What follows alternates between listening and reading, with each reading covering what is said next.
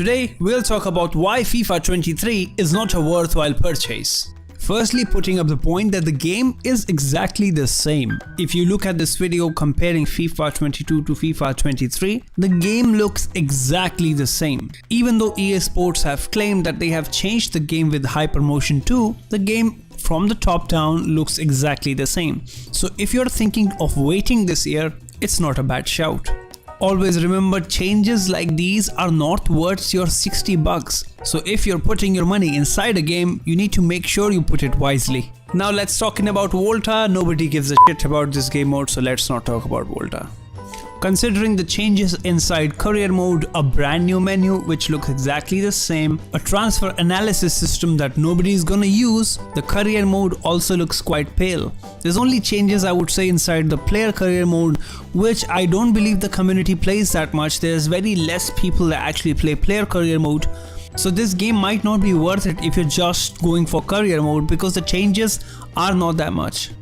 Talking about women's football, I don't feel like this should be a topic inside this video. It's quite understandable, but not a major portion of this gaming community is girls or people who actually enjoy women's football. So I don't know, even if it's about real life, to be honest, women's football is getting there, but it's not there to actually sell you the game. Do you understand? If there was a mode called Ronaldinho Legends versus Maradona Legends or something that is actually relatable to us, you would buy the game for it. But would you buy the game for women's football having clubs is the question. It's not something that sells to the viewer. It's not something that a consumer might look at saying, oh yeah, I need to spend my money on that. That's not the case in this game. There is a lot of changes they've brought inside the game. The grass has changed, the way players looked have changed, the stadiums have changed, even the shadows have changed. But the point is, when you put the game side by side to FIFA 22, does it look any different? Does it look like you have to spend $60 on this game? Absolutely not. This is not a revolution. This game is the same as last year, and it's quite sad because it's not like FIFA 22 when they added Hypermotion. They added so many features that I couldn't list them in a video. So you have to understand, spending that much money on a game which does not change is not a nice thing to do on your end. Now talking over to Pro Clubs, one of the most beloved game modes of the community, where people can play together, so many people can play together at one point, still has no changes. The amount of potential this game mode has and the amount of neglection this game mode gets is insane. I never imagined in my life that this game will ever get crossplay, and when it does, Pro Clubs doesn't have it. It's quite a shambles thinking that this game can actually be shipped without half features inside game modes. This does not happen inside Call of Duty. I mean, you couldn't have this inside Call of Duty that you're playing domination and then there is crossplay there, but if you're playing Battle Royale, there's no crossplay there. But this happens inside FIFA 23 for some reason. They have promised that they'll add crossplay in the mid-December Christmas update or something.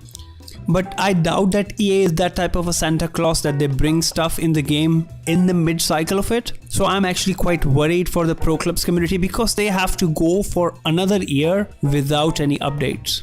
Now taking over to the main money maker, that is Ultimate Team. This game mode has seen a lot of changes. It's actually towards the good side, and I am actually hopeful for the new chemistry system. But that's all about it. To be honest, that Foot Moments game mode that they've added, which is for offline play only, I don't see much potential in that. Playing that game mode for about 2-3 months will get boring. If they just push rewards inside that game mode for no reason, people will play it, but do they wanna play it is the real question. So we'll have to test it out. Personally, I don't feel like it's a game mode since it's offline.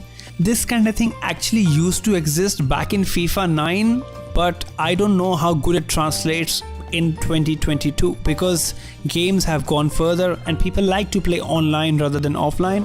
But we'll test it out and we'll get to it. The thing about the new chemistry system though is that you can use so many players this year is the only thing I'm excited about and is the only thing that actually makes this game worth it. If you play Ultimate Team and you like making squads, get FIFA 23. Otherwise, I don't feel there is a point because the new chemistry system is a nice addition, that's all. Now talking about the gameplay changes of this game, the power shot mechanic they've added is a wonderful change. I've tested it out, it's super fun. So if you are going for power shots, there are friends of mine that really like to take long shots and really love that aspect back in the game when it was like FIFA 15, 16. So if you are that kind of a guy, long shots are back. You will have a lot of fun using power shots. There is fun to be had in the game, not saying that, but if you haven't played the game for so many years, I would say buy it. But if you have played FIFA 20, 21, 22, this is the year to skip, because EASFC, the new game that is going to be released next year, which is not the FIFA game, is going to be very different because it's something that they're holding features for, something they don't want to show things for. So I feel like features that were inside FIFA 23 are now going inside EASFC so that that game becomes a grand release. So I hope this video has explained you very well why FIFA 23 is not a worthwhile purchase and why you should skip this year. But if you think you should buy this game, there are multiple videos on my channel on how to play it. It is an enjoyable experience, but for 60 bucks, not for everyone. So you need to spend your money wisely. Until then, like, subscribe, and peace.